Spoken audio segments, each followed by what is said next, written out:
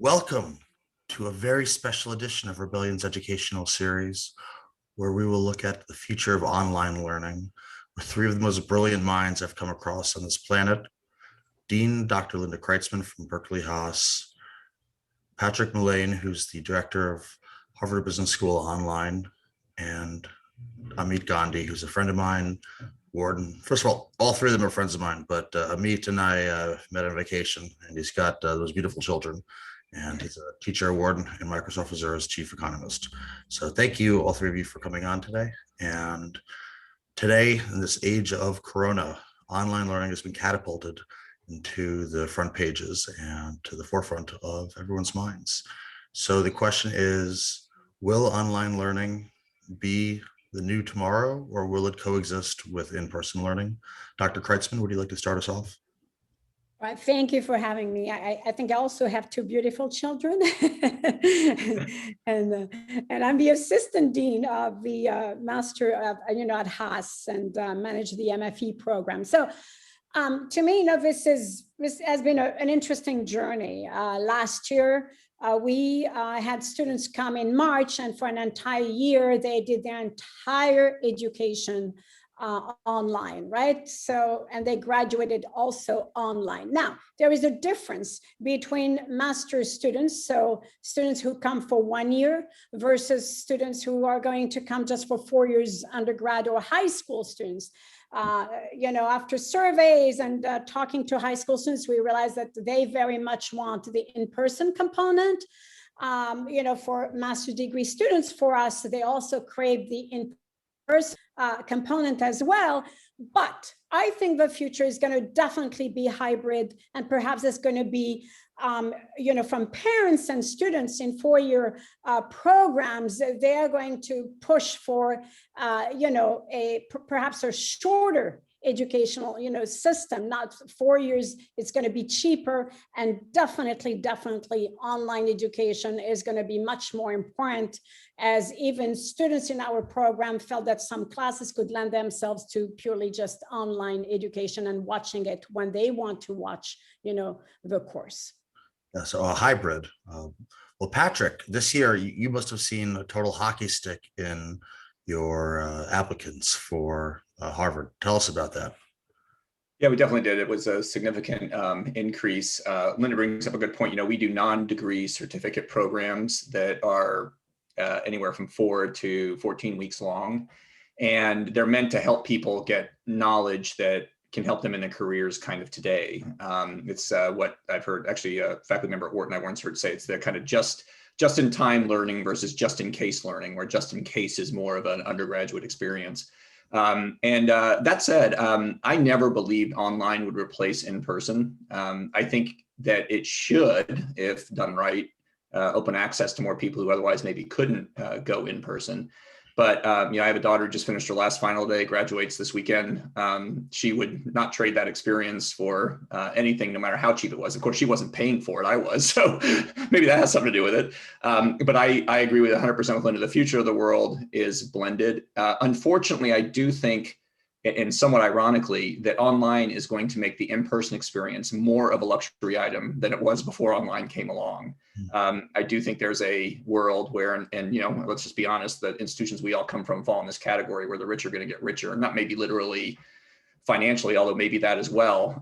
But Harvard had, and I'm sure all of you did, record numbers of applications for undergraduates this year, unusual circumstances. But it will be a blended world. I do worry about it being pretty bifurcated, though, between the in-person and online. I'm in contact with a lot of smaller schools, and I'll say, when it comes to Berkeley, Wharton, and Harvard, you have three brands that transcend countries and geographies, and people will want that the way they want a Ferrari. But for smaller schools and a lot of the smaller liberal arts colleges, it's going to be tough. Dr. Gandhi, have you found that some of your undergraduate students actually would prefer online learning, or does practically everyone want to come in person? No, it's really a big issue, and I actually share my same general point of view, I think, with Linda and Patrick, which is, in some sense, this is all the future sort of has to be. There's sort of no unwinding the clock to some extent, but then the real question is, like, what does that transition path look like, and kind of what are those intermediate states? And I think kind of the state we just experienced which is, the sudden, just the rug pulled out from underneath us, and we just have to go online.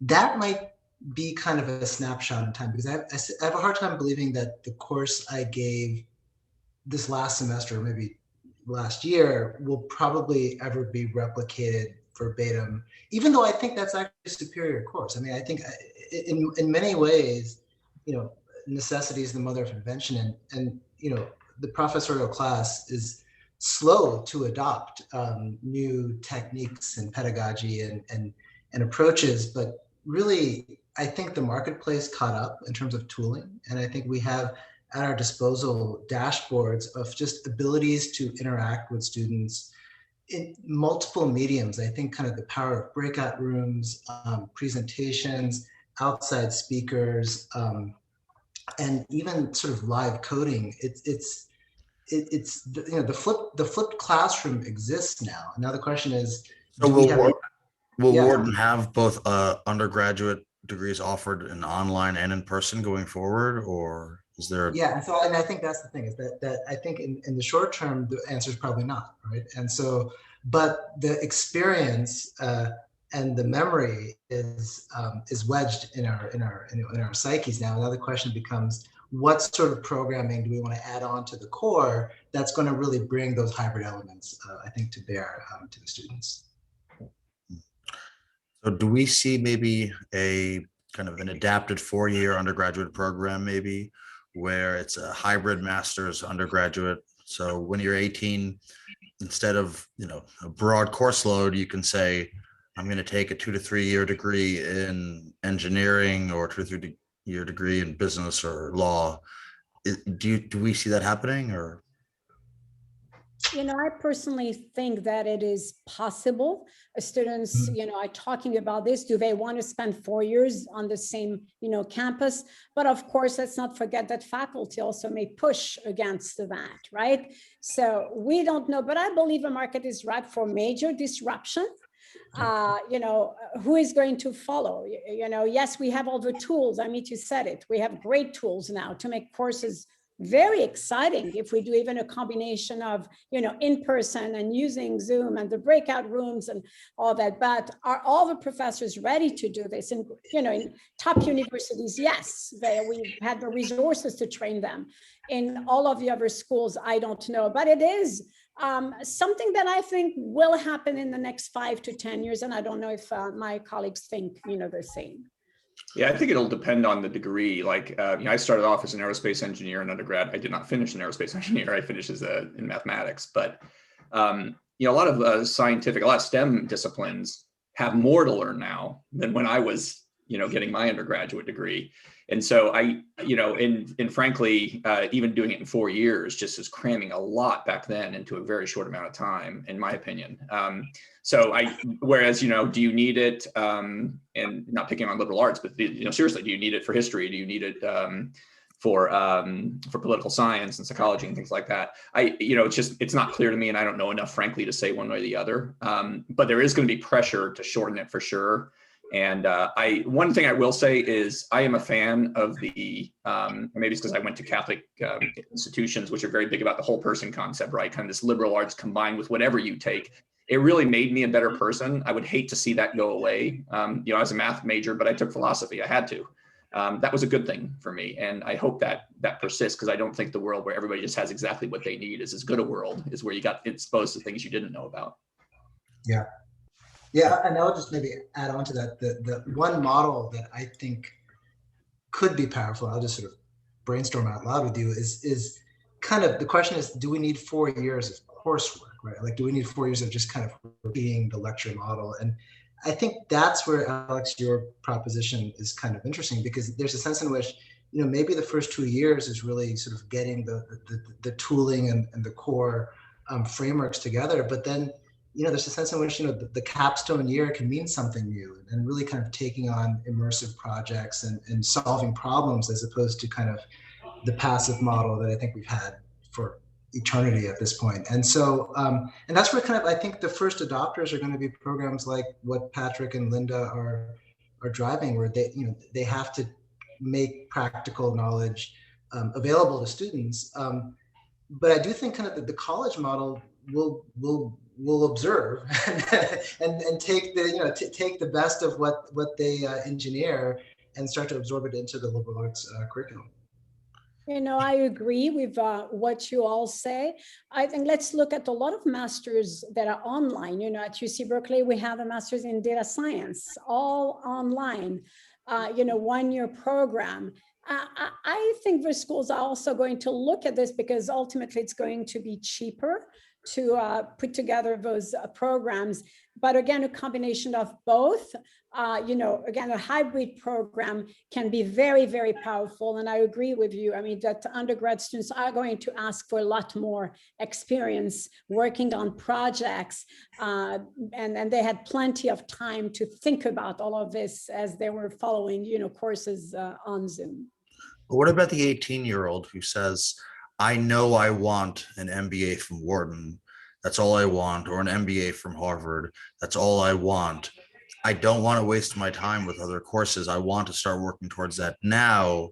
Will the world come around and start offering these kind of direct program degrees where, I think that's, in the next 5 to 10 years, it's going to happen. I really do worry about the liberal arts colleges. When I was a kid, there were over 3,000. Now I think they're under 3,000 and they continue to drop. So, do we see just many fewer of those? Dr. Kreitzman, do you have an opinion there? Yes, I have actually an opinion. You have MBA programs, I believe at Stanford does it, and then Berkeley also catering to undergrad students. So you apply, but you're going to come 2 years from now.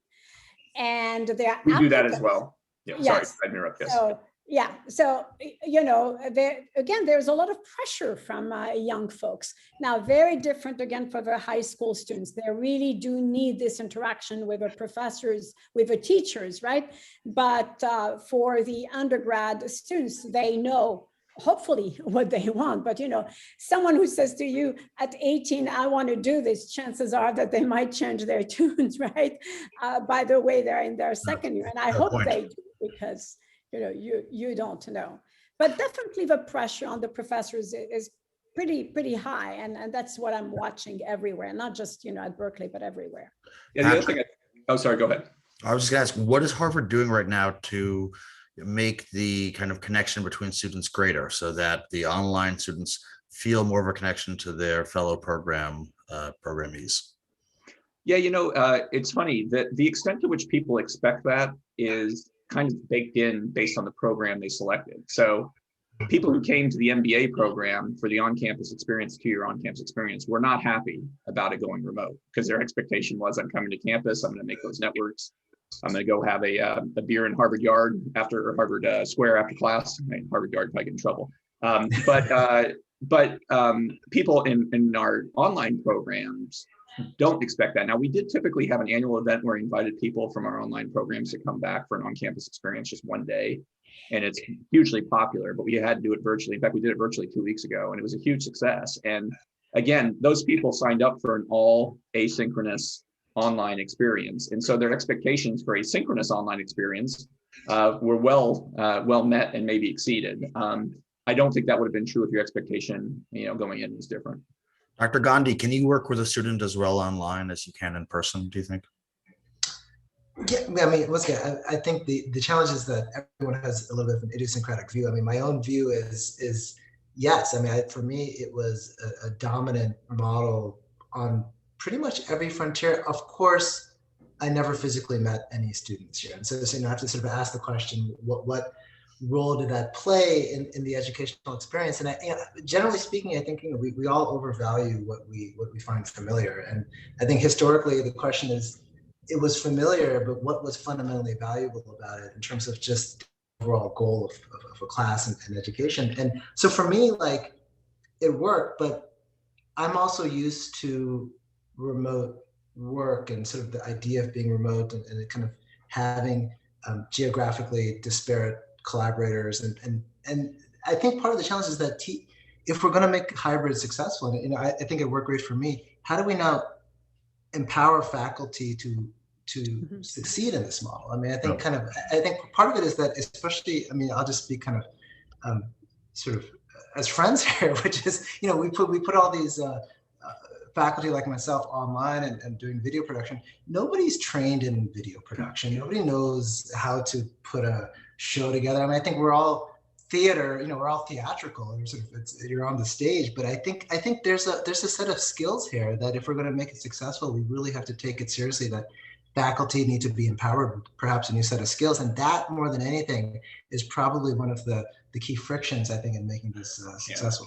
It's a huge, by the way, just to add to that point, couldn't agree more. One huge problem we have is that the best in-classroom faculty member, particularly making an asynchronous course, keep that in mind now, our courses are not the faculty live teaching. We are filming them with scripts, with animation, pretty rich production value. But that is not a skill any of them have. I mean, I'm just going to say it, right? They've been doing the same thing for 20 years, and getting faculty trained and also to defer to people who know a lot about instructional design can be a challenge at times.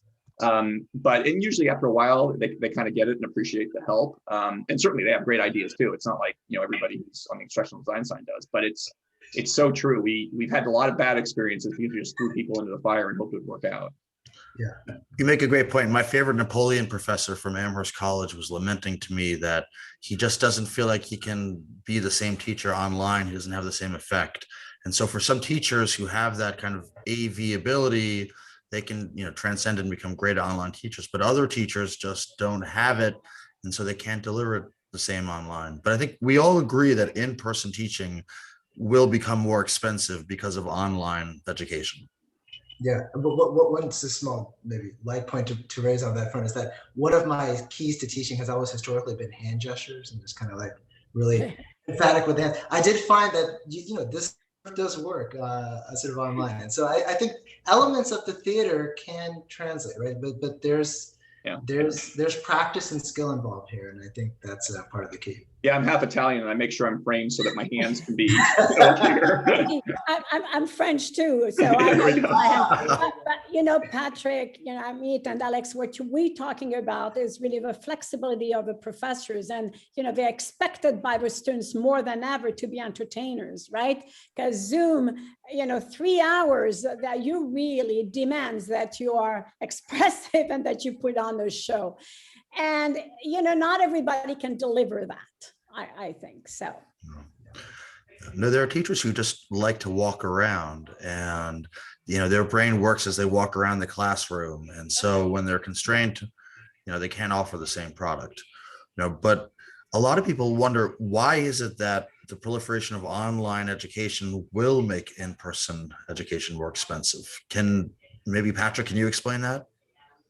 Well, I don't know that it directly makes it more expensive, but one thing people forget is that if you're using business terms here, but if you look at the P&L of a university, the profit loss statement, the income statement, we basically kept all the cost of the in-person and piled more cost on to create online. Yeah. So while the online, if you built the online from the beginning, you get the leverage of scale and all those things, you don't just automatically get it because you create online, unless you want to shut down the campus and say we're not doing any more in person. So I think it's one of the great fallacies you hear a lot. It isn't cheaper. We've spent tens of millions of dollars at Harvard Business School alone over the last year trying to meet the needs of online education after the pandemic hit. It didn't come cheap at all, and it won't come cheap after the pandemic. You still need to invest to the things we were just talking about, training, technology, distribution. There's a lot you got to worry about. Education has really taken a hit from COVID. It's innovated, but at the same time, from kindergarten on down, it's really stretched budgets across the country. So, I really want to thank you three for coming on today. This was really just fantastic. My last point is on 3D, which is kind of to the future. Do we see 3D classrooms as the future in 5-10 years? Anyone want to make a point on that? You talk about virtual reality. So virtual reality, 3D, yeah. Yeah, I just had a demo on that. And while it was really cool, and frankly, it was immersive, it's still hard, absent some scenario where like you're a surgeon practicing on a 3D model. I can see where there's some value there. It's the better model we found so far is our virtual classroom we built, where to your point, a faculty member can stand in a pit and move around and people are on screens. That moving around makes it better for the students and the faculty. If someone could put on light goggles and enter, a fantastic Harvard classroom and then have Alan Dershowitz start explaining, criminal law, Wouldn't that be, I mean, is that a future you see maybe one day when the technology gets there? One day, but I think we need to get a lot longer to A go, lot longer, yeah. Yes, I think. I agree. Yeah. I agree. Dr. Gandhi, any parting thoughts now, by the way, for the three of you? I would love to try such a virtual experience. I'm jealous that Patrick had a chance to demo it already. Yeah, I think kind of this will be interesting. I think we have a very interesting time. The one little tidbit I learned is that I think the word lecture apparently derives from, at some point in time, lecture literally meant reading a book, sort of at a lectern, and there was a concern that the printed press would mean the end of lectures, and that did not happen, right? And so I think, we're just sort of it's the same problem. We're just playing it in sort of a different technological era, and I think it's not going to go away, but what it means is going to change, and it should move us higher up the cognitive chain. I mean, we should be sort of more into understanding and less into just information delivery, and I think that's all good. Yeah, the last thing that I want to say is that there's going to be also pressure from the students because of the opportunity cost. They're not going to the university, following their courses from home, right? They don't have to use transportation. They're going to demand some online component more and more. Patrick, any parting thoughts before we say goodbye? No, just agreeing with, there's a lot of agreement actually, which often doesn't make for a great panel. But yeah, I think that the everything that's been said here, I could be wrong. That's the fun about it. I wake up every day to see what's going to happen. So not plenty of opportunity out there though, for sure. Well, you three are fantastic, and I definitely revere all three of you. And Patrick, please say hello to your father for me, and be well. Thank you so much, everyone. Thank you. Bye-bye. Bye-bye. Great meeting.